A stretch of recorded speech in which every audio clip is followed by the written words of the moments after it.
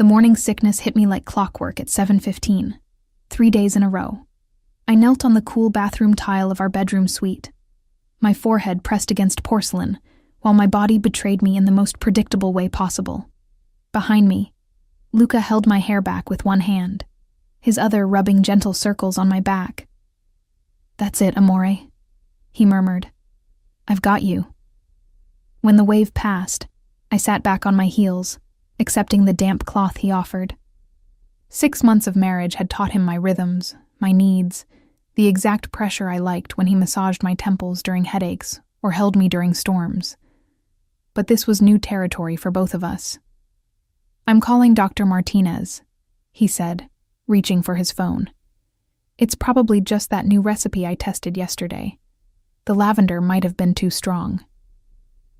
Even as I said it, I knew the lie was transparent. The exhaustion that had settled into my bones, the tenderness in my breasts, the way certain smells suddenly made me nauseous. My body was telling me something I wasn't quite ready to hear. Luca crouched beside me, his dark eyes searching mine with that intensity that still made my pulse quicken. "Aurora, how late are you?" I looked away, counting days in my head. 10 days, maybe 11. Maybe. His voice was gentle, not pushing, just present. "When were you planning to tell me?" "When I was sure. I didn't want to get our hopes up if it was just stress or..." "Our hopes?" He tilted my face back to his, and I saw something fierce and tender in his expression. "You think I wouldn't want to know the moment you suspected? I think you'd want to wrap me in protective custody and hire a medical team to follow me around." I tried for lightness, but my voice cracked slightly. "I think you'd turn into an overprotective nightmare."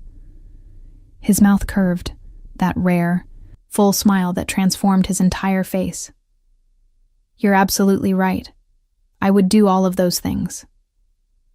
He pressed a kiss to my forehead. "But first, I'm taking you to see Dr. Martinez, today, this morning. I have orders to fill at the bakery. Maria can handle the bakery for one morning." He stood, pulling me gently to my feet. "This is more important." 2 hours later, I lay on an examination table while Dr. Martinez moved an ultrasound wand across my abdomen, her expression professionally neutral. Luca stood beside me, his hand gripping mine so tightly I could feel his pulse racing in his palm. "There," Dr. Martinez said, turning the monitor toward us. "See that flicker? That's the heartbeat." The tiny, rapid flutter on the screen stole my breath.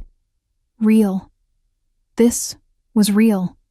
Not stress, not imagination, but an actual life growing inside me. "You're about 8 weeks along," Dr. Martinez continued. "Everything looks healthy and normal. I'll want to see you back in 4 weeks, but congratulations. You're going to be parents." Luca made a sound I'd never heard from him before, something between a laugh and a sob. His free hand covered his mouth, his eyes fixed on that flickering heartbeat, like it was the most important thing in the universe. "Can you give us a moment?" he asked, his voice rough. Dr. Martinez smiled knowingly. "Of course. Take all the time you need. I'll be back in 10 minutes to discuss next steps." The moment the door closed, Luca turned to me, and I saw tears tracking down his face. In 18 months together, I'd seen him angry, protective, passionate, tender, but I'd never seen him cry. "Luca, I never thought I'd have this," he said, his palm spreading across my still flat stomach. "A family. A child. Something good growing from everything I've been."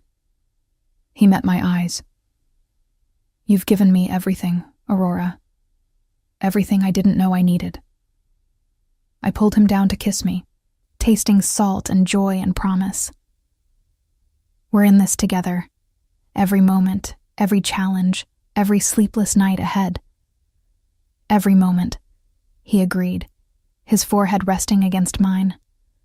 "I'm going to protect you both, whatever it takes." The fierceness in his voice made something warm unfold in my chest. This was the man I'd married, the one who'd proven over and over that his love came with absolute commitment.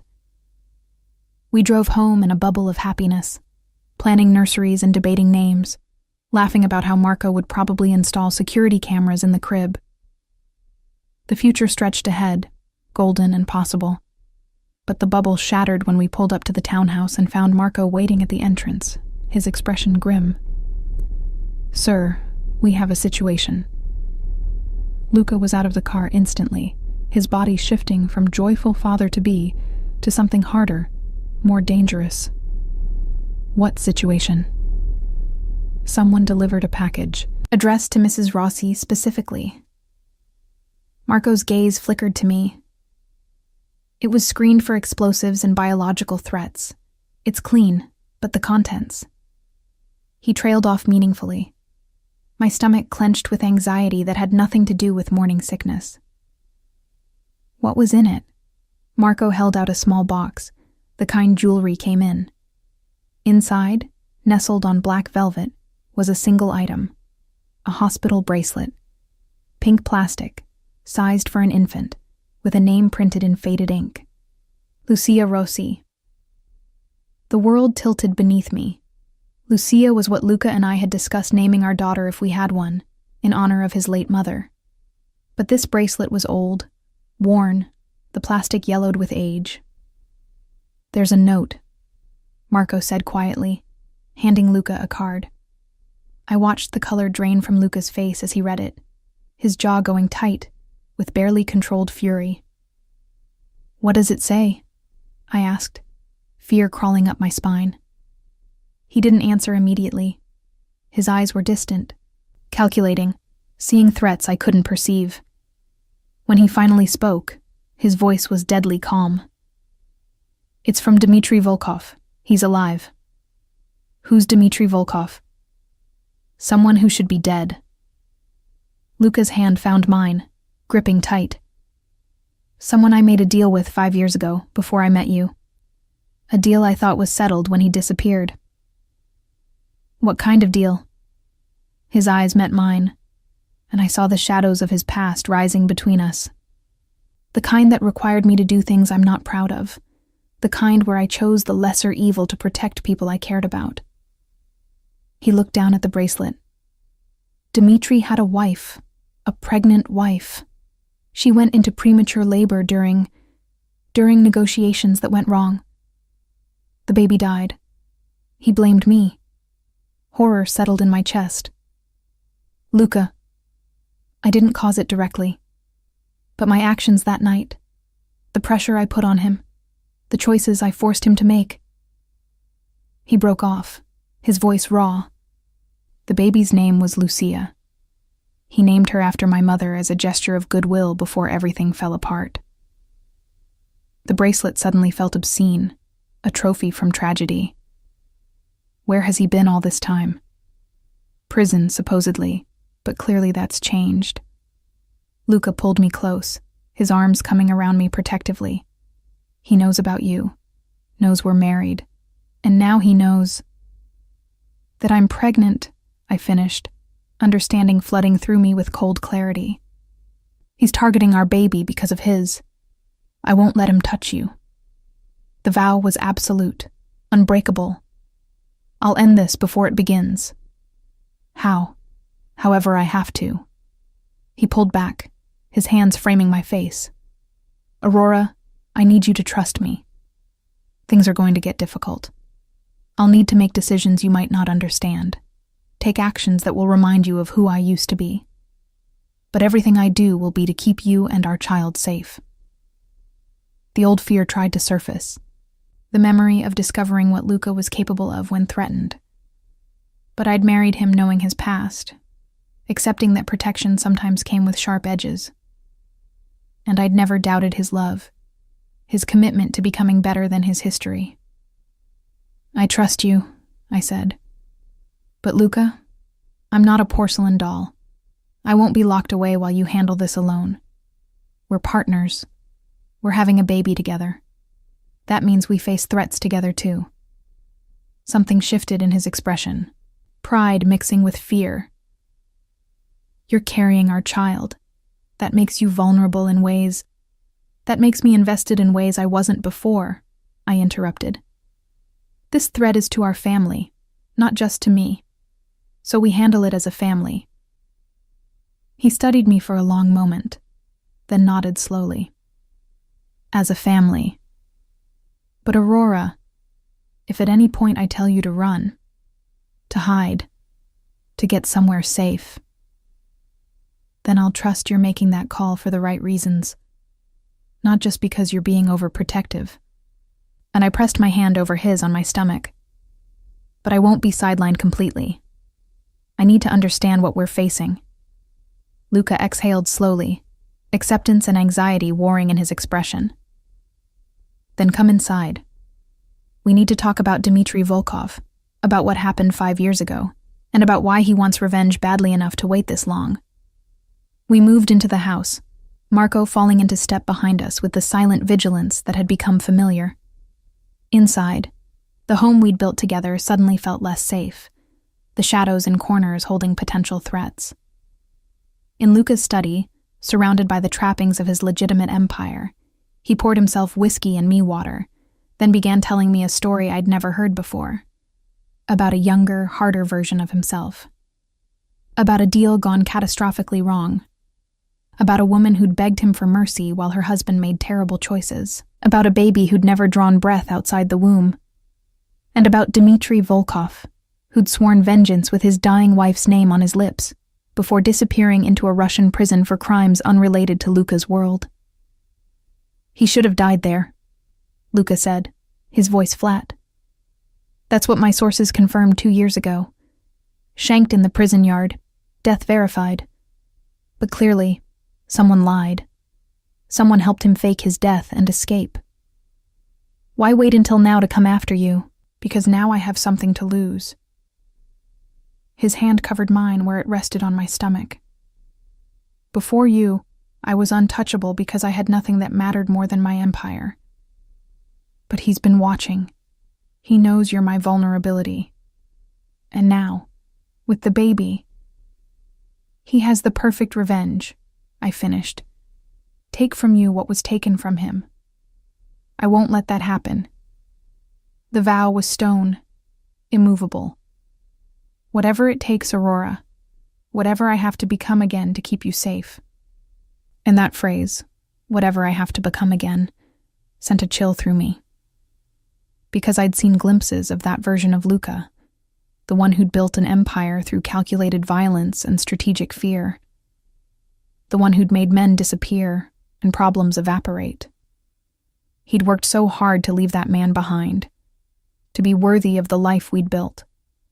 And now that man might need to resurface to protect what we'd created. "Then we deal with it," I said, squeezing his hand. "Together. But Luca, promise me something. Anything. Don't lose yourself in protecting me. Don't become the man you were trying to escape. We find another way. A better way." His smile was sad, ancient. "Sometimes there is no better way, amore. Sometimes there's only survival." Outside, rain began to fall, drumming against the windows like a warning. And somewhere in the city, Dmitry Volkov was waiting, planning, preparing to take his revenge against the man who'd destroyed his family. But he didn't know Aurora Rossi. Didn't know that the woman carrying Luca's child was no helpless victim waiting to be saved. I'd faced down my own demons to build this life, and I'd be damned if I let someone else's ghosts destroy it. The next morning, I woke to find Luca's side of the bed cold. I checked my phone. 5:30. Too early even for his usual routine. Anxiety propelled me out of bed and down the stairs, following the low murmur of voices to his study. The door was cracked open. Through it, I saw Luca surrounded by men I'd never met, their faces hard and serious. Maps covered his desk, photographs scattered across the surface. Marco stood at attention, reporting something in rapid Italian that I couldn't follow. "We've confirmed 3 locations," one man said, switching to English. Brooklyn warehouse, apartment in Queens, and a boat docked at Aurora. Luca's voice cut through the briefing. He'd sensed me somehow, that preternatural awareness he had of my presence. Come in. I pushed the door open fully, suddenly conscious of my pajamas and disheveled hair in front of these professional men. But Luca's expression softened as I entered, and he held out his hand. Gentlemen, my wife. Aurora. These are associates helping us locate Dimitri. The men nodded respectfully, but I caught the calculation in their eyes. They were measuring me, determining if I was a weakness or an asset. I'd seen that look before, at Luca's business functions, and I'd learned to meet it with calm confidence. Have you found him? I asked, moving to Luca's side. We've narrowed it down, Marco said. He entered the country 3 weeks ago using a false passport. We're tracking his movements, but he's been careful. 3 weeks. He'd been here, watching us, planning, while I'd been blissfully unaware, focusing on recipes and the bakery's expansion plans. Show me, I said, looking at the maps. Luca hesitated. Aurora. Show me. If this affects our family, I need to understand it. He exchanged glances with Marco, then nodded. For the next 20 minutes, they walked me through what they knew. Dimitri had connections with the remaining members of the Bratva, the Russian organization Luca had pushed out of New York 5 years ago. He'd been building alliances, calling in old favors, assembling resources. He's not working alone, Marco concluded. We estimate at least 6 men, possibly more, all experienced, all dangerous. And their goal? I asked, though I already knew the answer. To hurt me, Luca said bluntly. By hurting you. The words hung in the air, heavy with implication. I thought of the baby growing inside me, barely the size of a plum, completely dependent on my body for protection. Maternal instinct flared, fierce and primal. Then we make sure they can't, I said. What's the plan? The plan is to find Dimitri before he makes his move, Luca replied. My men are monitoring all known associates, tracking financial transactions, watching ports and airports. We'll locate him, and we'll end this. And if he comes here, to the house, he won't get past the door. Luca's certainty was absolute. This house has security systems that most banks would envy. Guards rotate every 6 hours. Every entrance is monitored. You're safe here. But safe also meant trapped. I saw my future stretching ahead, weeks or months of being confined to this beautiful house, unable to work at the bakery I'd built, unable to live my life freely. I can't stay locked inside indefinitely, I said. The bakery needs me. My staff, my clients, can manage without you for a while. Luca's tone brooked no argument. Aurora, I know this is difficult, but until Dimitri is found, I need to know you're protected. Protected or imprisoned. His jaw tightened. There's a difference. Is there? Because from where I'm standing, it feels like I'm being punished for someone else's vendetta. The other men quietly excused themselves, sensing the coming argument. Marco closed the door behind them, leaving us alone. You think I want this? Luca's voice rose slightly, frustration breaking through his control. You think I enjoy knowing my past is threatening our future? That my choices are putting you and our child at risk? I think you're letting fear make you controlling. I moved away from him, needing space. I understand the threat is real, but you can't wrap me in cotton wool and expect me to just accept it. That's not who I am, and it's not the partnership we agreed to. Partnership doesn't mean ignoring reality when it's inconvenient. He ran his hands through his hair, a rare gesture of agitation. Dimitri is a trained killer with nothing to lose, and everything to gain by hurting you. I can't protect you if you insist on making yourself vulnerable. And I can't live in fear of what might happen. My hand moved to my stomach. This baby deserves parents who face problems together, not a father who locks the mother away at the first sign of danger. This isn't the first sign of danger. His shout startled us both. Luca rarely raised his voice, his control too ingrained. He visibly wrestled himself back to calm. I'm sorry. But Aurora, you don't understand what Dimitri is capable of, what he'll do if he gets the opportunity. Then help me understand. Stop shielding me and talk to me like your partner, not a child who needs protection from scary stories. He studied me for a long moment, conflict clear in his expression. Then he pulled out his phone, scrolling until he found what he wanted. He turned the screen toward me. The photograph showed a crime scene. A woman, young and pregnant, her body positioned carefully on a bed surrounded by children's toys. It was staged to look peaceful, like she was sleeping, but the caption beneath told a different story. That's Dimitri's wife, Irina, Luca said quietly.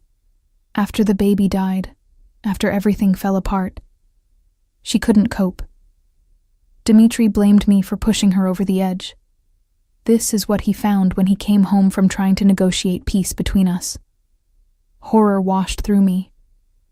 She killed herself, while 7 months pregnant with a dead child still inside her. His voice was flat, reciting facts to distance himself from emotion. Dimitri found her like this, and in his grief, in his rage, he decided I was responsible for everything. That if I hadn't pushed so hard, hadn't demanded so much, she'd still be alive. Were you responsible? The question hung between us, dangerous and necessary. I needed to know what level of culpability my husband carried, what ghosts haunted the man I loved. I was responsible for creating a situation where terrible choices had to be made, he said finally. Dimitri was embezzling from the Bratva, planning to disappear with their money. I found out, used it as leverage to force him to work with me instead of against me. The stress of that position, of being caught between two powers, broke his wife. Did you know she was suicidal? No, if I had... He broke off, jaw working. I'd like to think I would have made different choices. But 5 years ago, I was someone who prioritized outcomes over casualties, who believed the ends justified the means. And now? Now I have you, have our child growing inside you, and the thought of losing either of you the way Dimitri lost his family.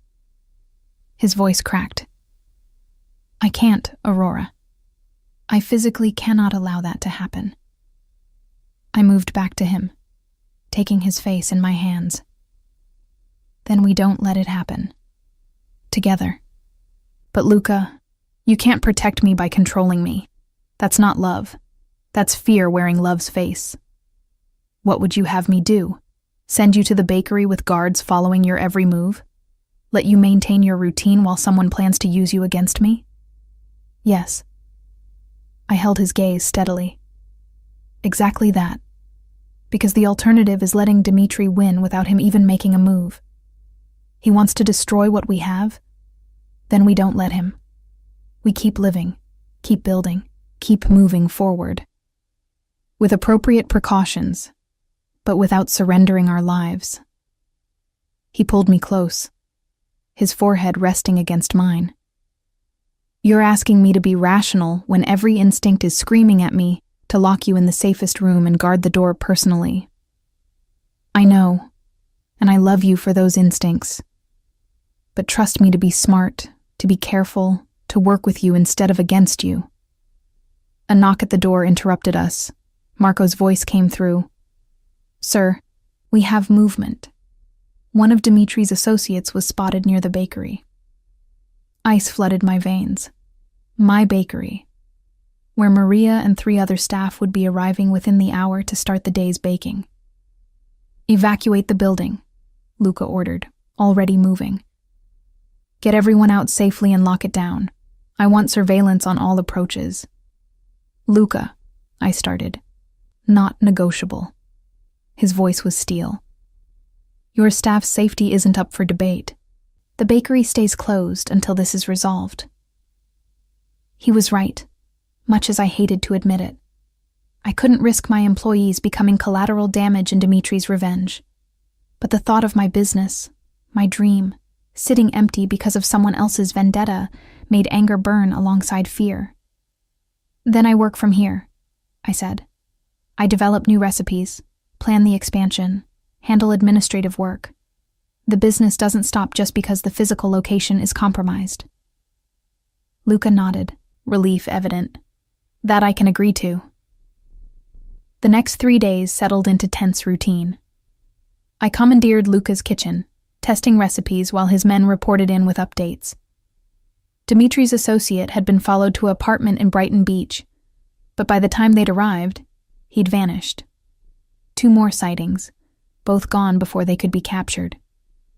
Dimitri was playing with us, letting us see just enough to know he was close, but not enough to catch him. On the 4th morning, I woke to sharp cramping in my abdomen. Not severe, but enough to send panic shooting through me. Luca was already awake, on a call with someone. He took one look at my face and ended it immediately. "What's wrong?" "Pain. Not bad, but..." Another cramp made me wince. He had me in the car within minutes, Marco driving while Luca held my hand, and spoke calmly about probability and early pregnancy complications being common but manageable. The medical professional in him emerged, the version that could recite statistics while his eyes betrayed his terror. Dr. Martinez met us at her office, squeezing us in before her regular appointments. The examination was thorough, her face professionally neutral throughout. Each second of silence felt like an eternity. "There's the heartbeat," she finally said, turning the monitor toward us. "Still flickering, still strong. Baby looks fine. You're experiencing round ligament pain, completely normal as your uterus expands. Nothing to worry about." The relief was so intense I started crying. Luca pulled me close, his own breathing unsteady. "However," Dr. Martinez continued, "your blood pressure is elevated. Not dangerously so, but higher than I'd like at this stage. Mrs. Rossi, are you under unusual stress?" I laughed through my tears. "You could say that. Then my prescription is simple: reduce stress. Whatever is causing it, find ways to minimize its impact. Stress isn't good for you or the baby." In the car ride home, Luca was silent, his expression thoughtful. When we pulled up to the house, he helped me inside, and then made a call. "Gather everyone," he said into the phone. "War room, 1 hour. It's time to shift from defense to offense." I looked at him questioningly. "You were right," he said. "We can't live like this indefinitely. Dimitri is counting on us being reactive, staying hidden, waiting for his move. So we change the game. We draw him out, on our terms, in a situation we control." "How?" His smile was dangerous, the predator emerging, by giving him exactly what he wants: access to you. Luca. Controlled access, supervised, protected, but enough to make him commit to a move. He cupped my face gently. "Trust me?" I searched his eyes and found determination, love, and careful calculation. This was the man who'd built an empire by thinking 3 moves ahead, who'd survived in a world where hesitation meant death. "I trust you," I said. "So tell me the plan." The war room, what had once been a formal dining room, had transformed into a command center. Maps covered the table, photographs pinned to boards, laptops displaying surveillance feeds. 8 men stood around the table, Luca's most trusted, each with a specific expertise. Marco was there, along with faces I'd seen occasionally, but never formally met. "Gentlemen," Luca began, his voice carrying absolute authority. "We've been playing defense for 5 days.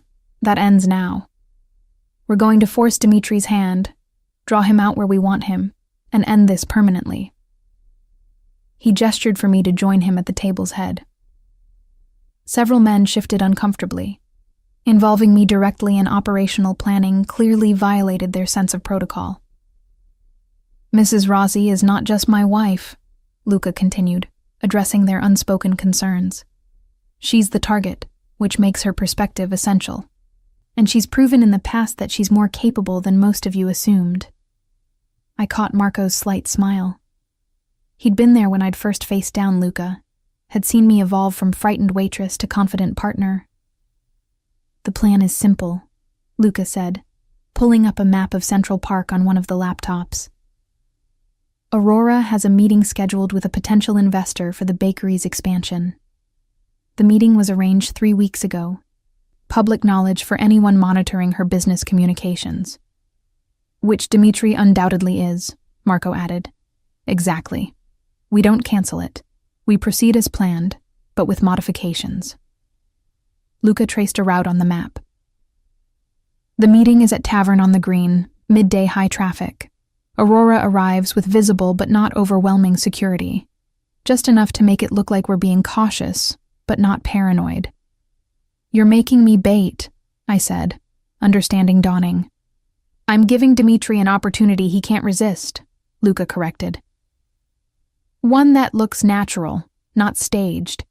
He'll have to commit resources, show himself or his people, and when he does, we'll be ready, Marco finished. Full tactical team positioned throughout the park. Snipers on rooftops. Every approach monitored. The moment he makes a move, we close the trap. And if something goes wrong? I asked. If he's smarter than you're anticipating? Then I'll be there, Luca said simply. 10 feet from you at all times. He doesn't get close enough to touch you, Aurora. This isn't reckless. It's calculated. I studied the plan, the positioning of forces, the backup contingencies. It was thorough, professional, the kind of operation that came from years of strategic thinking. What about the investor? I asked. The real person I'm supposed to meet. Martin Greenberg, retired banker, legitimate businessman. Luca pulled up a file. He's being contacted this morning with a generous consulting fee to reschedule. We'll use one of my people in his place, someone who can maintain the facade while actually being trained protection. So the whole meeting is a setup. The whole meeting is a trap. One that gives us control of the situation, while appearing to give Dimitri the opening he's been waiting for. One of the other men, introduced as Alexei, spoke up. What if he doesn't bite? What if he sees through it? Then we've lost nothing except time, and we continue searching, Luca replied. But I know Dimitri. He's waited 5 years for this. He's not going to let an opportunity pass just because it seems convenient. His rage will override his caution. You're betting my safety on that assumption, I pointed out. I'm betting on multiple layers of protection and overwhelming force, he countered. The assumption just determines whether this happens tomorrow, or we manufacture another opportunity. Either way, we're moving to a fence. I looked around the table at the serious faces, the professional competence. These men had kept Luca alive through years of dangerous business. They'd proven their capability dozens of times. Okay, I said. Tomorrow at noon. Tavern on the Green. But I have conditions. Luca raised an eyebrow. Conditions? If this goes wrong, if at any point it looks like Dimitri is going to succeed, you get out. You don't risk yourself trying to save me. Our baby needs at least one parent. Aurora. No negotiation on this, Luca. Those are my terms for agreeing to your plan. You're asking me to trust you with my safety. I'm asking you to promise me you won't throw your life away if things go sideways. The silence stretched. Every man in the room carefully studied the maps, the walls, anything but the naked emotion on Luca's face. I can't make that promise, he finally said. If it comes down to your life or mine, there's no choice. You're carrying our child. You're everything I've built this life for. I won't survive without you, so there's no point in surviving without you. The raw honesty of it cracked something in my chest. I moved around the table to him, taking his hands. Then we make sure neither of us has to survive without the other, I said. We execute this plan perfectly, and tomorrow night we're back here, safe, with Dmitri no longer a threat. He pulled me close, heedless of his men witnessing the vulnerability. Tomorrow night, he agreed against my hair. Safe. The rest of the day passed in preparation. I was fitted with a GPS tracker so small it looked like a normal earring. Given an emergency phone with a single button that would alert every man on Luca's team simultaneously. Walked through the route multiple times, learning exactly where to move if things went wrong. That night, Luca and I lay in bed, neither sleeping. His hand rested on my stomach, feeling for the movement that was still too early to detect from the outside. "Tell me something," I said into the darkness. "About after, when this is over. What do you want to know?" "Everything. What you imagine for our family. The baby's first words, their first steps. Whether we'll have more children. What our lives look like in 5 years, 10 years. He was quiet for a moment, organizing thoughts. I imagine teaching them to read, your grandmother's recipe books spread across the kitchen table, taking them to the bakery, letting them decorate cookies with terrible technique and complete joy. Saturday mornings where we're all covered in flour and laughter. More children? If you want them, as many as you want. His hand spread wider across my stomach. I imagine a house full of noise and chaos and love. Everything I never had growing up. Your childhood was that lonely? My childhood was preparation for empire, he said. Lessons in power, in control, in never showing weakness. Love was a liability in my father's eyes. Attachment made you vulnerable. And now? Now I know he was wrong. Love isn't a liability. It's the reason to build something worth protecting. He turned to face me, his eyes reflecting the moonlight through our windows. You taught me that, Aurora. You and this baby I haven't even met yet. You're teaching me that vulnerability isn't weakness, it's courage. I kissed him then, pouring into it every ounce of love and fear and hope I carried. He responded with matching intensity, his hands gentle on my body despite the passion between us. Afterward, curled against his chest, I finally spoke the fear that had been growing. What if tomorrow changes you? What if dealing with Dmitri brings back the man you were before? It might, he admitted. Some things, once learned, can't be unlearned. The capacity for violence doesn't disappear just because you choose not to use it. That's not reassuring. It's honest.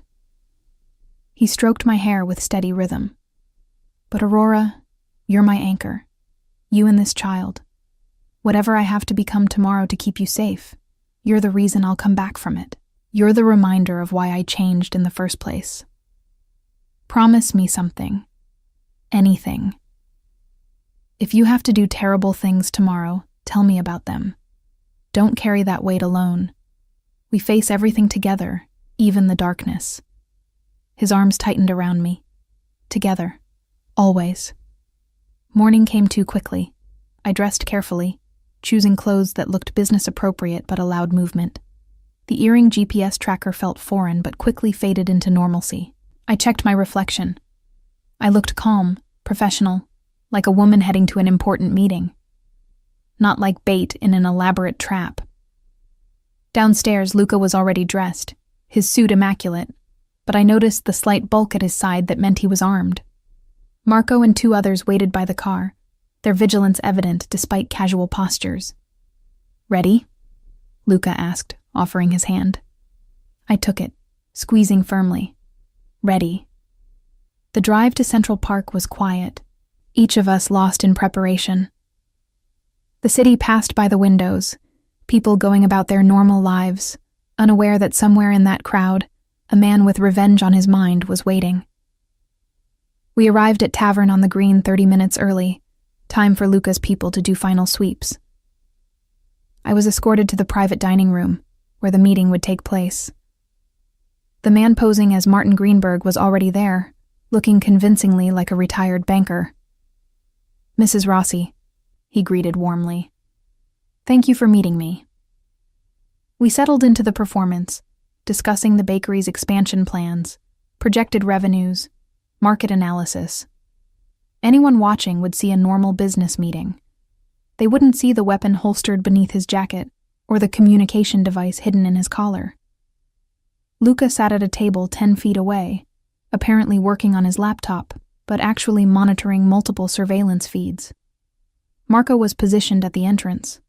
Other team members scattered throughout the building and surrounding park. 30 minutes into the meeting, Marco's voice crackled softly through the communication device disguised as a phone on the table. Movement on the east entrance. 3 men, matching descriptions of known associates. My heart rate spiked. This was it. "Stay calm," the fake Martin murmured, not breaking character. "Continue as planned." I launched into a detailed description of the lavender macaron recipe, my voice steady despite the adrenaline coursing through me. Another 10 minutes passed. The men outside were moving closer, their positions triangulating on our location. "They're making their approach," Marco updated. "Coordinated movement. This is it." Luca stood smoothly, closing his laptop and moving to my side with casual ease. To anyone watching, he was simply a protective husband joining his wife's meeting. "Mrs. Rossi," he said clearly, loud enough to be heard. "I'm afraid we need to leave. There's been a situation at the house." The code phrase. Everything was in place. I stood, gathering my things with deliberate slowness, giving Dimitri's men time to commit.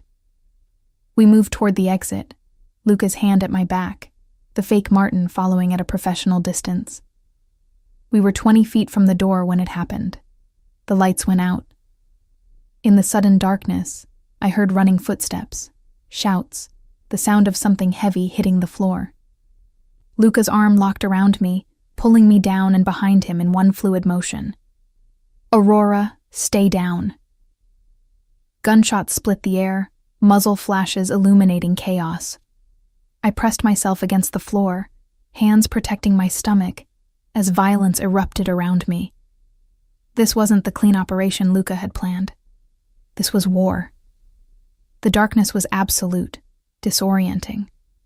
My heartbeat thundered in my ears, drowning out everything except the sharp cracks of gunfire and Luca's harsh breathing above me.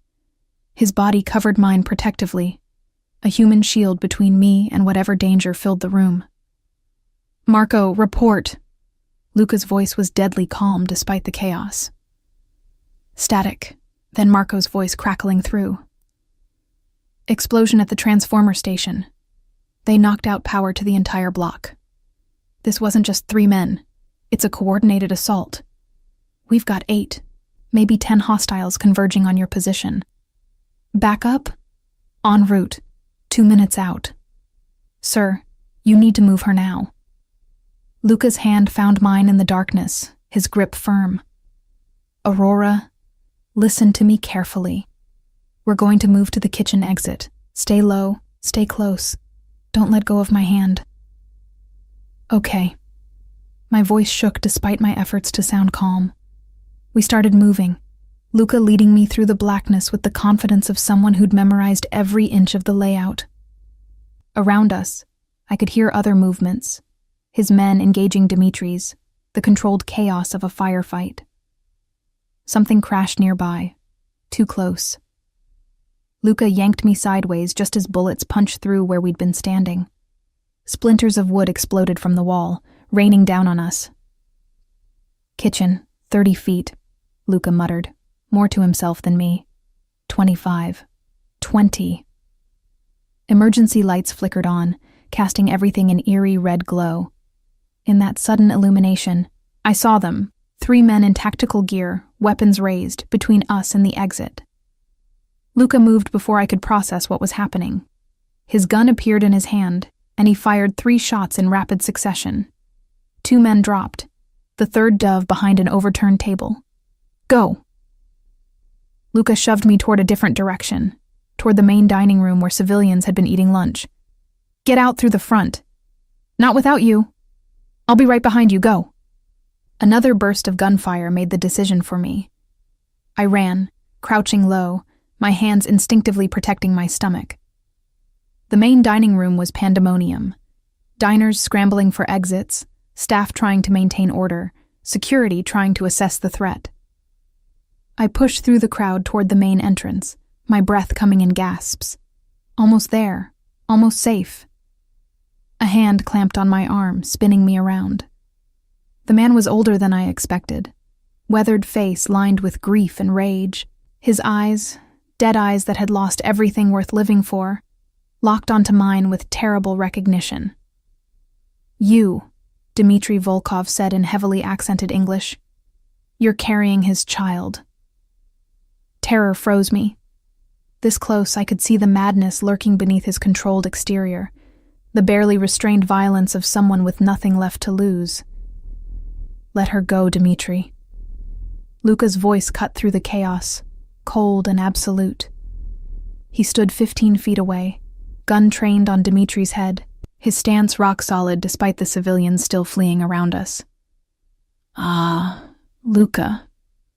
Dmitry's smile was a terrible thing. Finally, we meet again. You've aged well for a man who destroys families. This is between us. Let Aurora go, and we'll settle it. You and me, like it should have been 5 years ago. Like it should have been? Dmitry's laugh was broken glass. There is no settling it, Luka. You took everything from me. My Irina, my Lucia, my future. So I take yours. Fair trade. Yes? His grip on my arm tightened painfully. I felt something hard press against my side. Another gun.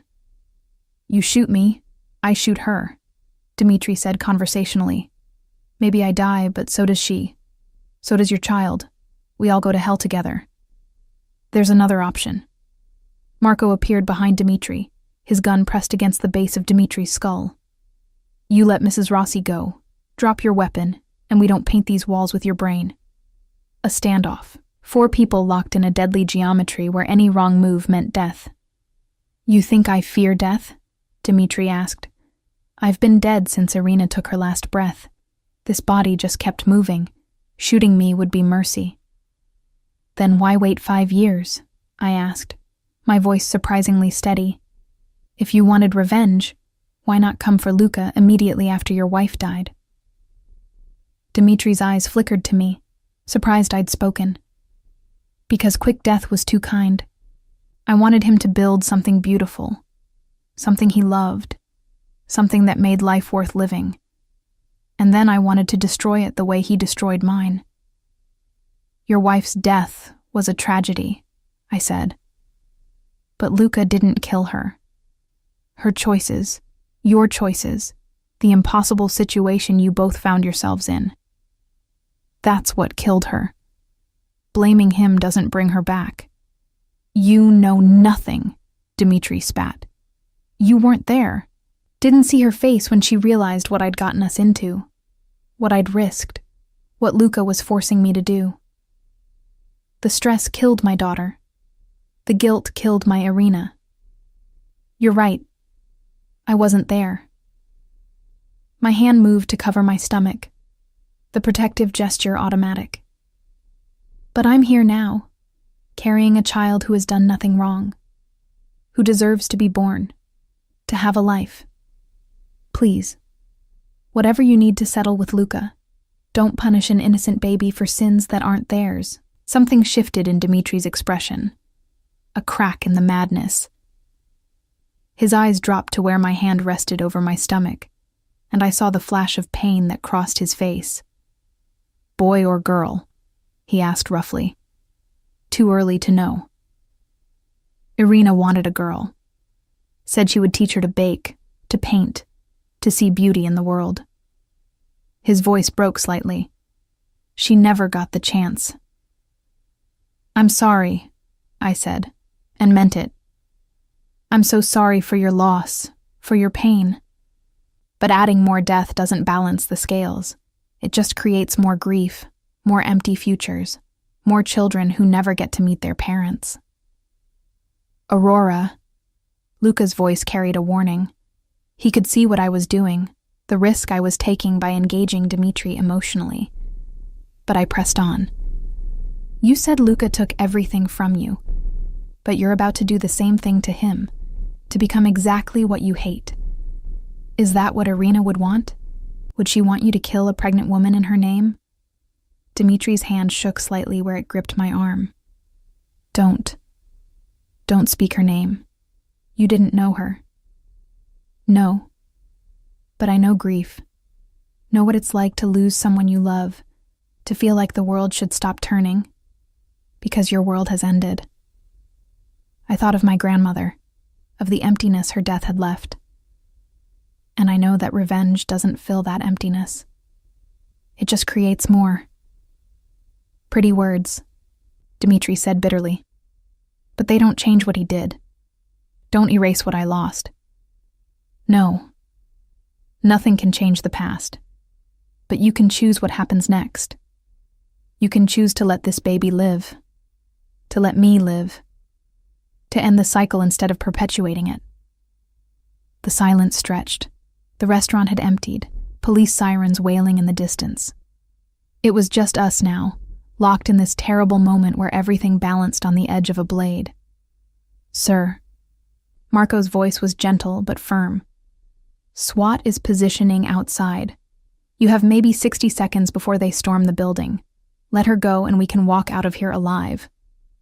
Alive, Dmitri repeated hollowly. What is alive when everything that made life worth living is gone? It's the chance to find new meaning, I said. New purpose. It's the choice to honor Irina's memory by not creating more widows, more orphans, more grief. Dmitri looked at me for a long moment. Really looked, seeing past the symbol I represented to the actual person standing terrified before him. Then, slowly, he released my arm. Go, he said quietly. Take your child and go. Live the life Irina never got to live. I didn't move immediately, shocked by the sudden capitulation. Luca was there instantly, pulling me behind him, his gun never wavering from Dmitri. Marco, secure him, Luca ordered. No need. Dmitri set his gun carefully on the floor and raised his hands. I surrender. Luca Rossi, you win. Again. This wasn't about winning, Luca said, his arm around me, checking me for injuries with shaking hands. This was about survival, about protecting what matters. Dimitri's smile was sad. At least you learned that lesson. I learned it too late. Police flooded the building then, taking control of the scene. Dmitri was cuffed and led away, his shoulders slumped in defeat. As he passed us, he paused. Name her Lucia, he said to me, if it's a girl. Let something beautiful grow from all this ugliness. Then he was gone, swallowed by uniforms and protocol. Luca pulled me close, his face buried in my hair, his body shaking with reaction. You could have been killed. He could have shot you the moment I appeared. Aurora, what were you thinking? I was thinking that sometimes words work better than bullets, I said, my own hands trembling as I clung to him, and that our baby deserved every chance I could give them. Our baby nearly ended up without a mother, but didn't. And now Dmitri will spend the rest of his life in prison instead of dead in a restaurant, creating more grief for someone else to carry. He pulled back to look at me, his eyes wet. You're either the bravest or most foolish woman I've ever met. Can I be both? His laugh was shaky, relief and terror mixing. Always both. God help me, always both. Paramedics checked me over despite my protests, confirmed the baby's heartbeat was strong, my blood pressure elevated but manageable given the circumstances. Police took statements. Luca's lawyers arrived, already spinning the narrative toward self-defense and justified response. By the time we finally made it home, evening had fallen. The house felt different somehow, lighter, like a burden had been lifted from its foundations. Maria had prepared dinner, but neither of us could eat. We sat in the garden instead, Luca's arms around me, watching stars emerge in the darkening sky. "It's over," I said, testing the words. "Really over." "It's over," he confirmed. "Dmitri will be charged with enough crimes to ensure he never walks free. His associates are being rounded up. The threat is neutralized." "And us?" "Us," he repeated, his hand finding my stomach. "We get to live. We get to raise this baby in peace. We get the future Dmitri wanted to steal." I turned in his arms, needing to see his face. "Are you okay? Really okay? You had to become that version of yourself again today, the violent one." "I did what was necessary," he said carefully. "And yes, there's a part of me that falls back into old patterns easily, maybe too easily. But Aurora, the difference is you. Coming home to you. Knowing that tomorrow I get to wake up next to you. That we're building something together. That keeps me tethered to the man I want to be instead of the man I was." "I love you," I said simply. "All of you.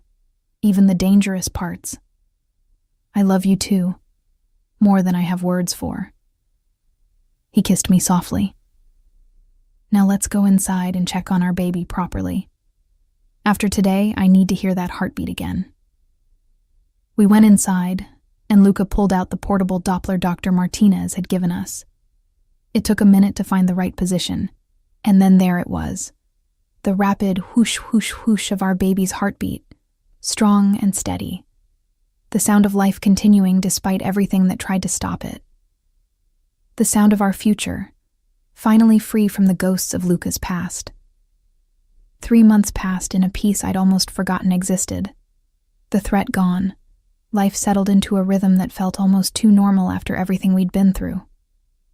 My pregnancy progressed beautifully. Dr.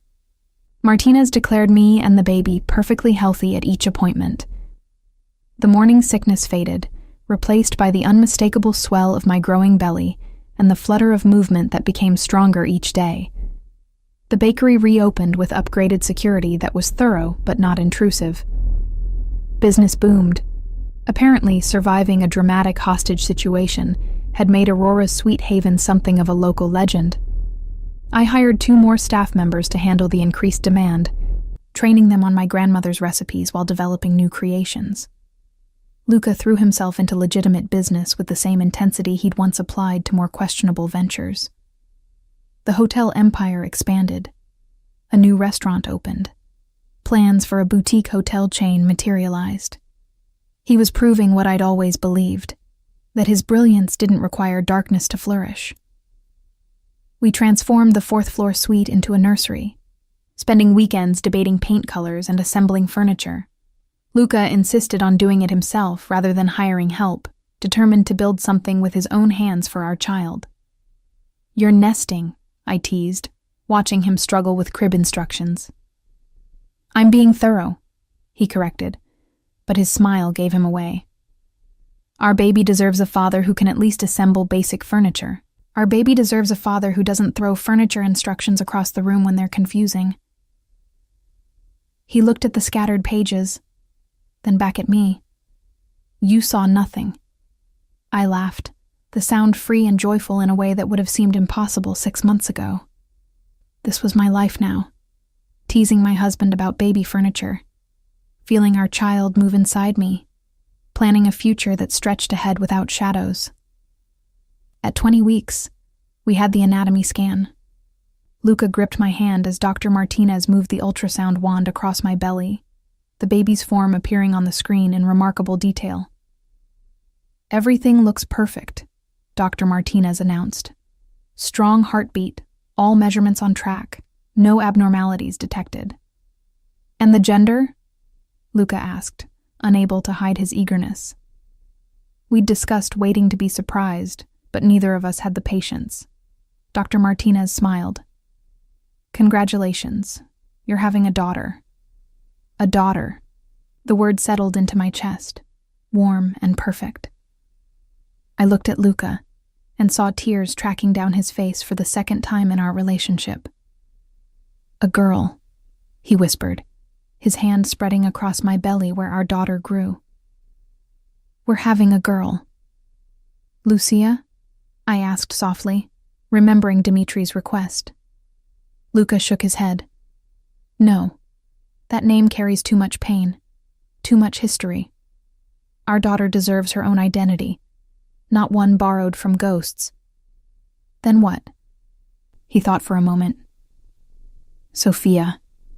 It means wisdom. And God knows, with us as parents, she'll need it. I laughed through my own tears.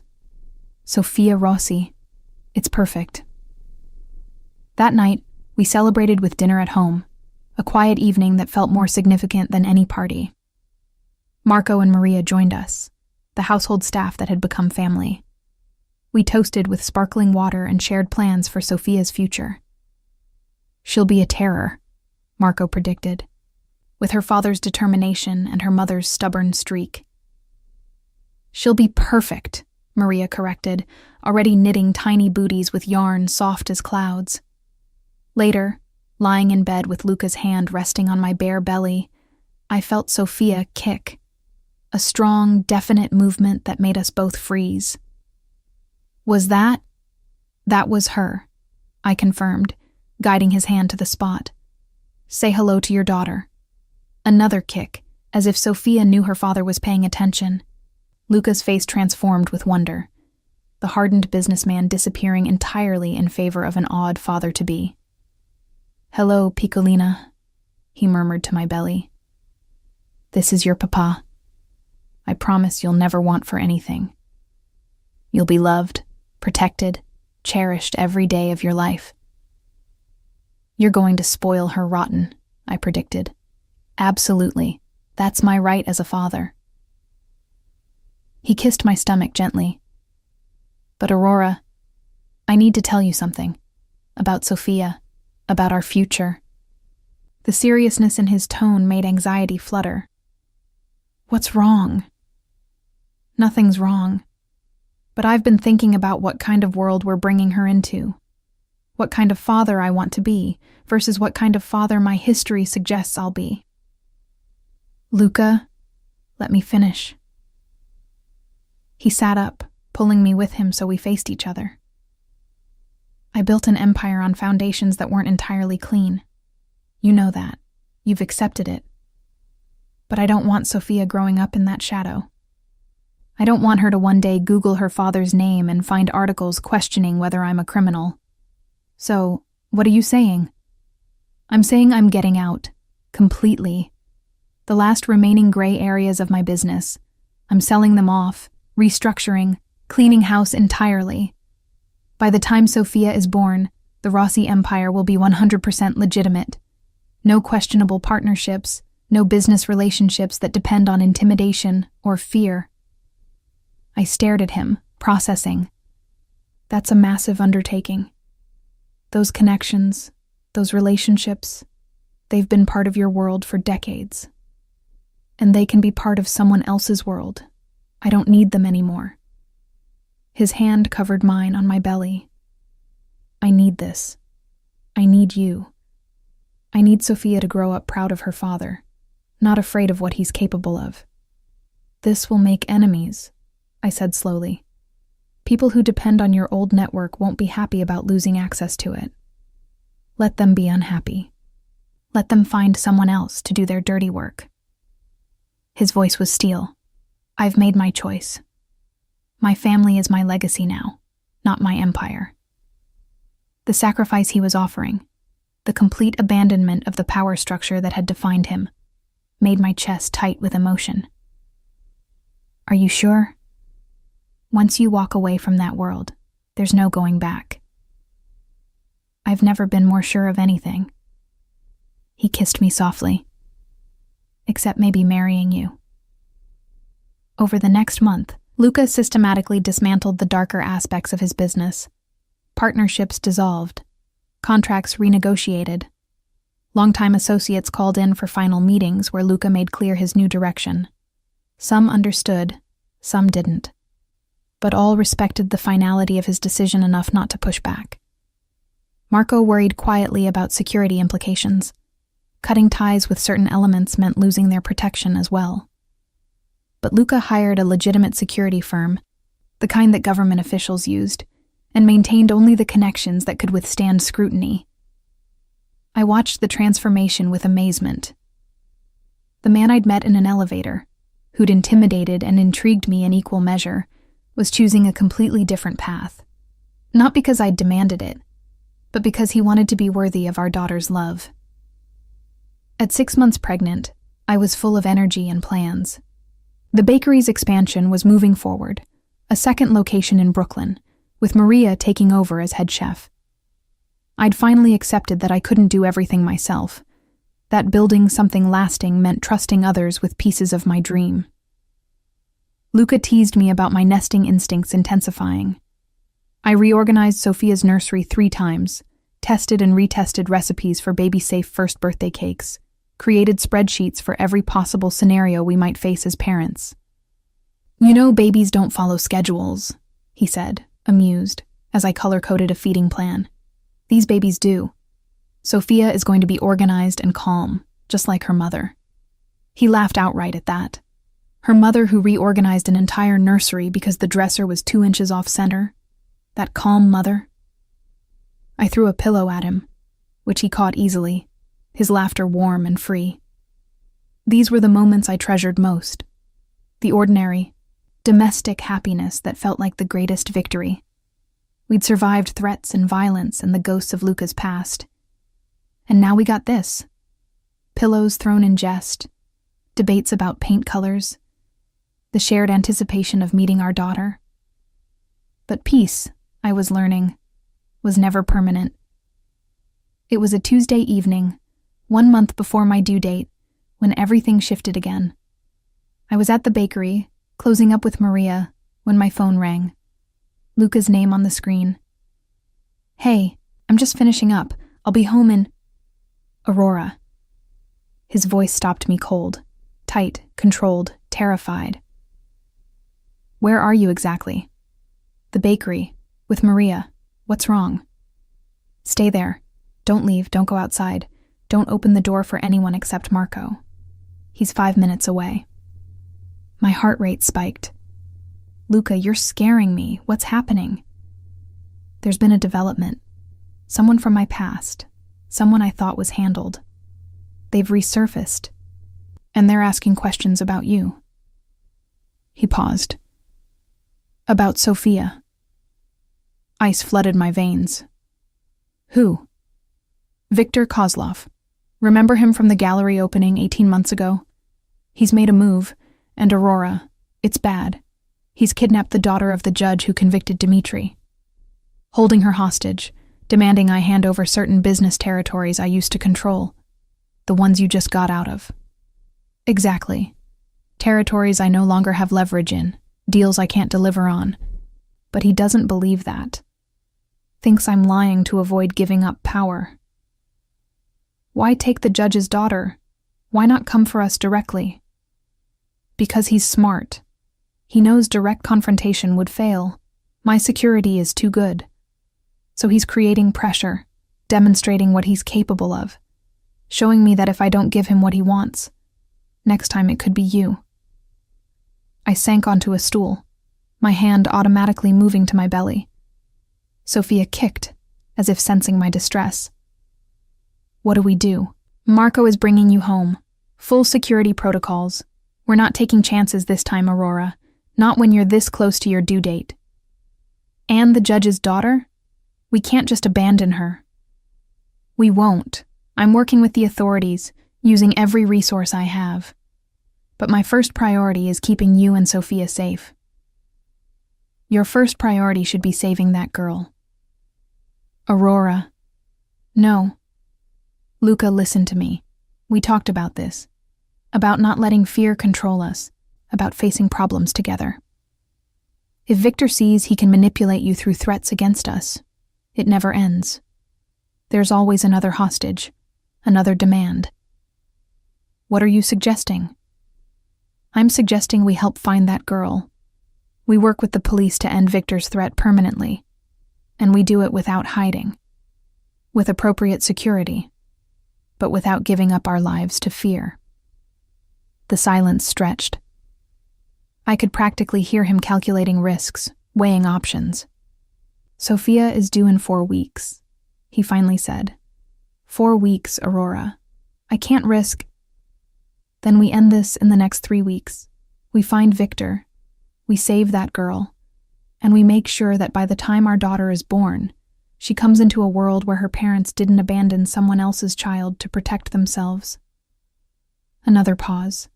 Then, quietly, "You're going to make me gray before I'm 40. Probably. But you'll be gray and righteous, which is better than young and guilt-ridden." His laugh was strained. "Marco will be there in 2 minutes. We'll talk more when you're home safe. I love you. I love you too. Both of you." Marco arrived as promised, his presence solid and reassuring. The drive home was tense, my mind racing with possibilities and fears. Viktor Kozlov had been a shadow in our lives for so long, occasionally surfacing to cause problems before retreating. But kidnapping? That was an escalation that suggested desperation. At home, I found Luca in his study, surrounded by screens showing surveillance feeds and maps. He looked up as I entered, his expression taut. "Tell me everything," I said, lowering myself carefully into a chair. At 7 months pregnant, Grace had become optional. He briefed me on what they knew. The judge's daughter, Emily, 16 years old, had been taken from her after-school job 2 days ago.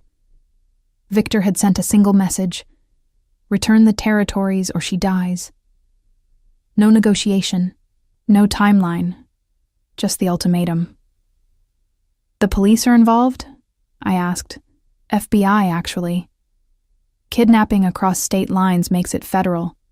They're coordinating with my people, but they're also watching me closely, making sure I don't take matters into my own hands." "Are you planning to?" "If it comes to that, yes. But I'm hoping it doesn't." He pulled up another screen, this one showing financial transactions. "Victor's been sloppy. He needed money fast to set this up, which means he left traces. We're following them, narrowing down possible locations." "How long until you find her?" "Best guess? 72 hours. Maybe less if we get lucky." "And if Victor decides he's done waiting?" Luca's expression hardened. "Then we hope the FBI moves faster than he does." Over the next 2 days, I watched the investigation unfold from our home. Luca barely slept, coordinating between his people and law enforcement, following leads that twisted through the city's underworld. I helped where I could, using my outsider perspective to spot patterns they might miss. "Here," I said on the second night, pointing to a map. "These 3 locations Victor used for other operations. They're all near water, rivers, harbors, the bay. That's his pattern. He likes escape routes that aren't roads." Luca studied the map, then picked up his phone. "Check maritime properties within this radius," he told whoever answered. "Warehouses, dock buildings, anything near water with enough space to hold someone." Within an hour, they'd narrowed it to 5 locations. By dawn of the 3rd day, they'd found her. Emily was being held in an abandoned fish processing plant near the harbor, exactly where patterns suggested. FBI moved in at first light, Luca's security team coordinating from the outside to ensure no escape routes. I watched the operation unfold on surveillance feeds, Luca tense beside me, his hand gripping mine hard enough to hurt. Sophia was particularly active that morning, responding to our stress with kicks and movement. "There," Marco said, pointing to a screen. "They've got eyes on her. She's alive, appears unharmed." The assault happened fast, practiced efficiency that came from extensive training. Victor's men put up a fight, but they were outmatched and unprepared for coordinated law enforcement response. Victor himself tried to run, making for a boat docked at the processing plant's pier. But Marco's team had anticipated the move, cutting off his escape. The last image I saw was Victor on his knees, hands cuffed behind his back, Emily being carried out by paramedics, shaken but whole. It's over, Luca said, exhaling deeply. Really over this time. Until the next threat, I said quietly. There won't be a next threat. Not like this. He turned to me, taking my face in his hands. Victor was the last connection to my old life. The last person with reason to come after us. With him in custody, testifying against his own organization to reduce his sentence, that entire network collapses. We're finally free, Aurora. Truly free. I wanted to believe him. Wanted to think we could raise Sophia in peace, without looking over our shoulders. But I'd learned that freedom wasn't something given once and kept forever. It was something you fought for continually, defending it against whatever threats emerged. Still, for now, we had won. The judge's daughter was safe. Victor was in custody. And in less than a month, we'd welcome our daughter into a world that was marginally less dangerous than it had been. That night, as I lay in bed feeling Sophia's movements, Luca beside me with his hand on my belly, I allowed myself to hope. Hope that the worst was behind us. Hope that our daughter would know only the love and security we could provide, not the darkness we'd fought through to reach this peace. Hope that sometimes, against all odds, happy endings were possible, even for people like us. The call came at 3 a.m, 4 weeks to the day after Victor's arrest. I woke to Luca's phone buzzing insistently, his quiet cursing as he answered. Then the change in his voice that meant something was very wrong. When? A pause. How many? Another pause, longer. I'll be there in 30 minutes. He ended the call and turned to me, his face illuminated by the phone's glow. There's been an incident. Fire at one of the warehouses near the docks. 2 of my men are trapped inside. I sat up slowly, my 8-month pregnant belly making grace impossible. Are they okay? Unknown. Fire department is on scene, but it's bad. I need to go, make sure everything that can be done is being done. I'm coming with you. Aurora, don't. We're past the point where you tell me to stay home wrapped in protective cotton. Those men work for you, which means they're family. I'm coming. He studied me for a moment, then nodded. Get dressed. Warm clothes. And if at any point I tell you to wait in the car, you wait in the car. Deal. 20 minutes later, we were in the SUV with Marco driving. The warehouse was in the industrial district, an area that looked apocalyptic at night. Vacant buildings and empty lots interspersed with still functioning businesses. As we got closer, I could see the orange glow against the sky, smoke billowing into the night. Fire trucks clustered around the burning building, their lights painting everything in flashing red. Firefighters moved with practiced efficiency, but even from a distance, I could tell the situation was dire. Luca was out of the car before we'd fully stopped, striding toward a fire chief who stood coordinating efforts. I followed more slowly, Marco's hand at my elbow to steady me over the uneven ground.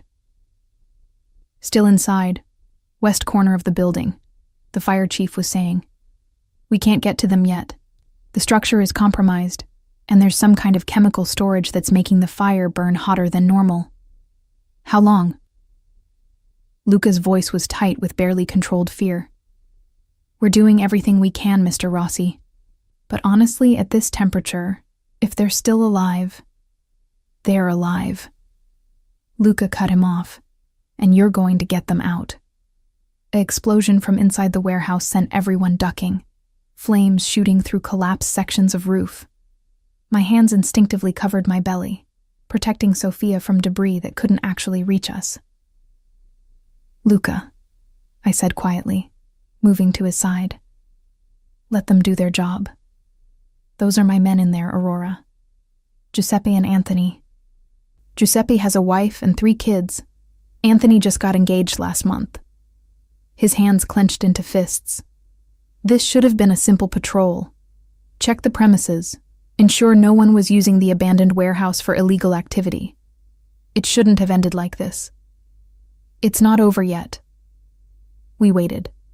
Minutes stretched into eternities, each one marked by Sophia's movements inside me, by the progress of the fire crews, by Luca's visible tension. Then, motion near the building. Firefighters emerging, 2 figures supported between them, faces covered in soot but moving, alive. Luca was running before I could process what I was seeing. He reached Giuseppe and Anthony as paramedics took over, his hands on their shoulders, checking them personally, despite the medical professionals trying to do their jobs. "Boss," Giuseppe rasped, his voice rough from smoke. "Sorry. We tried to contain it, but the fire spread too fast." "You're alive. That's all that matters." Luca's voice cracked slightly. "Get checked out. Take whatever time you need to recover. Your families will be taken care of." I watched from a distance as Luca ensured his men received proper care, as he spoke to the fire chief about causes and next steps, as he dealt with arriving police who wanted statements. This was the leader his people followed, not because of fear, but because he genuinely cared about their well-being. When he finally returned to me, exhaustion lined his face. "They're going to be okay. Smoke inhalation, some minor burns, but nothing life-threatening." "Good." I took his hand. "Now can we go home?" Sophia is protesting this excitement rather vigorously. He looked at my belly, where visible movement rippled across the fabric of my coat. "Is she okay?" "She's fine, just active.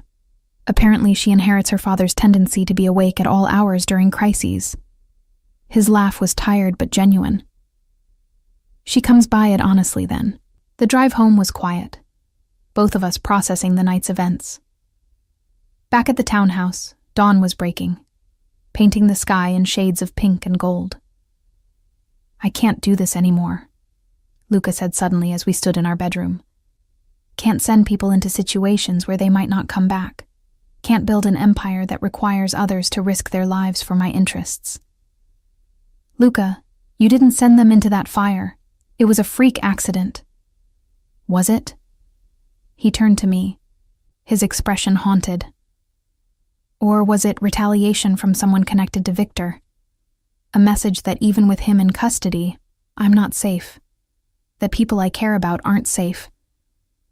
The fire chief will investigate. If it was arson, they'll find evidence. And if it was? If Giuseppe and Anthony nearly died because of my past?" He sat heavily on the bed. "I'm tired, Aurora. Tired of looking over my shoulder. Tired of wondering when the next threat will emerge. Tired of living like we're at war." I sat beside him, taking his hand. "Then what do you want to do?" "I want to sell it. All of it. The hotels, the restaurants, the properties. Keep enough to ensure we're comfortable. Invest the rest conservatively and just live. Focus on Sophia. On you. On building something small and real instead of something large and dangerous." The suggestion shocked me. Luca's empire had defined him for so long, given him purpose and identity beyond his past. "Are you sure? That's your legacy, your life's work." "You and Sophia are my legacy. Everything else is just business." He pressed his palm against my belly where our daughter moved. "I want to be the father who comes to every school play, who teaches her to read and helps with homework and embarrasses her at parent-teacher conferences. I can't do that if I'm constantly managing crisis and watching for threats." "What about your people? Marco, Maria, the others who depend on you?" "They come with us. Generous severance packages for those who want to pursue other opportunities. Positions in whatever smaller ventures I maintain for those who want to stay. I take care of my people, Aurora. Always have. Always will." I thought about what he was proposing. The massive undertaking of selling a business empire. The lifestyle changes that would come with it. The adjustment from power broker to... what? Retired businessman? Stay-at-home father? "Okay," I said finally. He looked at me sharply. "Okay? Okay. If that's what you want, we'll figure it out. Together." I squeezed his hand. "But Luca, You need to be sure. You can't make this decision in the middle of an emotional crisis and then regret it 6 months from now. I've been thinking about it for weeks. Tonight just crystallized it. He pulled me close as my pregnant belly allowed. I want simple, Aurora. Want to watch Sophia grow without wondering if today is the day someone from my past returns. Want to grow old with you without bodyguards and security protocols. Is that too much to ask? It's not too much. It's everything. I kissed him softly. But let's table the big decisions until after Sophia is born. Then, when we're sleep-deprived and covered in spit-up, we can figure out what our new normal looks like. He laughed, some of the tension leaving his shoulders. Deal, though I reserve the right to hire someone to handle the spit-up portions. Not a chance. You're going to be a hands-on father in every messy, unglamorous way. I'm already regretting this. Liar, you're going to love it. He smiled, real and warm. Yeah, I am. The next 2 weeks passed in a strange limbo. The fire investigation concluded it was electrical failure, not arson. A faulty wire in an old building, pure accident. Giuseppe and Anthony recovered fully. Victor's trial date was set. Life settled back into its precarious peace. And then, at 38 weeks pregnant, my water broke. It happened during dinner, a sudden gush that left no question about what was occurring. I looked at Luca, who'd frozen mid-bite, and started laughing. Well, I guess Sophia decided she's ready to meet us. The panic that crossed his face was almost comical. Now? Right now? But we have 2 more weeks. The hospital bag isn't... No, wait. It is. But the car... Luca. I touched his hand. Breathe. We planned for this. Call Dr. Martinez, let her know we're coming. Tell Marco to bring the car around. Everything is going to be fine. He nodded, moving into action mode, his training taking over from his panic. Within 10 minutes, we were in the car headed to the hospital. My contractions still mild but regular. You doing okay? Luca asked for the 5th time. I'm perfect. Stop worrying. I'll stop worrying when she's here, healthy, and you're okay. Then you're going to be worrying for the next 18 years.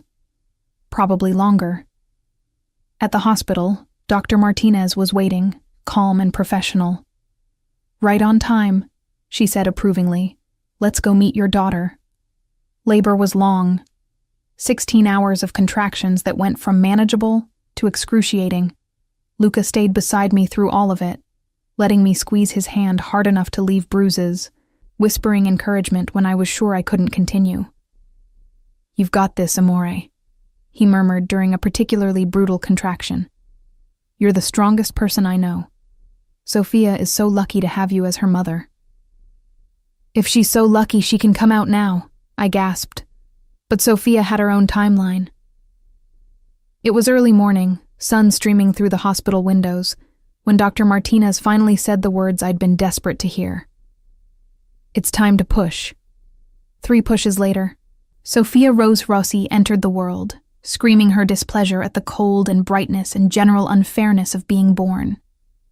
Dr. Martinez placed her on my chest, this tiny, perfect creature with dark hair and eyes that would probably turn the same storm gray as her father's. Hello, Bambina, Luca whispered, his hand gentle on her head. Welcome to the world. I looked at my daughter, then at my husband, who was crying unashamedly as he stared at his child. Everything we'd been through, the threats, the violence, the fear, had led to this moment. She's perfect, I said. She's everything, Luca corrected, kissing my forehead. You both are. The next few hours passed in a blur of tests and visitors, and the overwhelming reality of suddenly being responsible for another human being. Marco brought flowers. Maria brought homemade baby clothes. Even Giuseppe and Anthony, still recovering, stopped by to meet the newest member of the Rossi family. But it was the quiet moments I treasured most. Luca holding Sofia with careful reverence, singing to her in Italian, promising her the world. Watching him transform from powerful businessman to gentle father was witnessing a miracle. That night, after visitors had gone, and Sofia slept in her bassinet beside my bed, Luca pulled out his phone. "What are you doing?" I asked. "Sending an email. To my lawyers, my accountants, everyone who needs to know." He looked at me, his expression peaceful. "I'm officially putting the empire up for sale, effective immediately." "You're sure?" "I've never been more sure." He showed me the email, formal, final, irrevocable. "I have everything I need right here in this room. Everything else is just noise." I watched him press send, watched him close that chapter of his life with a single tap. Then he set down the phone and came to sit beside me, his arm around my shoulders. Both of us watching our daughter sleep.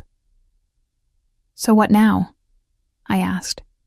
"What does the great Luca Rossi do in retirement?" "I become the great Sofia Rossi's father, change diapers, walk floors at 3 a.m., learn to function on no sleep." He kissed the top of my head. "And love you both with everything I am." "That's it? That's your whole plan?" "That's more than enough." He looked at our daughter. "She's going to grow up knowing her father chose her. Chose this life with you over power and influence and everything else. She'll never doubt that she's loved, wanted, cherished. She's a lucky girl. I'm the lucky one. Both of you saved me from a life that was hollow at its core. Gave me purpose beyond acquisition and control." His voice dropped to a whisper. "I love you, Aurora. Thank you for crashing into my life and refusing to leave. Thank you for catching me when I fell." We sat in the quiet hospital room, watching Sofia sleep, planning a future that was suddenly wonderfully simple. No empires to manage, no threats to neutralize. Just a family learning to navigate the beautiful chaos of life together. The next morning, as we prepared to take Sofia home, I caught Luca staring at the car seat with confusion. "These instructions make no sense," he muttered, turning them upside down. I hid my smile. "Give them to me. I'll figure it out." I defeated rival organizations and built a business empire.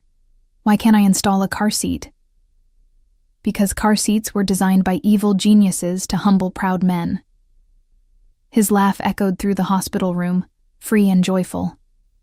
And as we finally, successfully, got Sofia secured and headed home, I realized this was our happy ending. Not perfect. Not without challenges ahead. But ours. A family built from an elevator encounter, forged through trials, and strengthened by the choice to keep choosing each other every single day.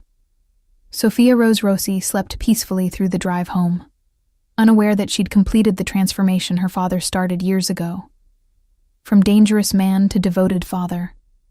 From hollow empire to full heart. From running toward something to finally, blissfully arriving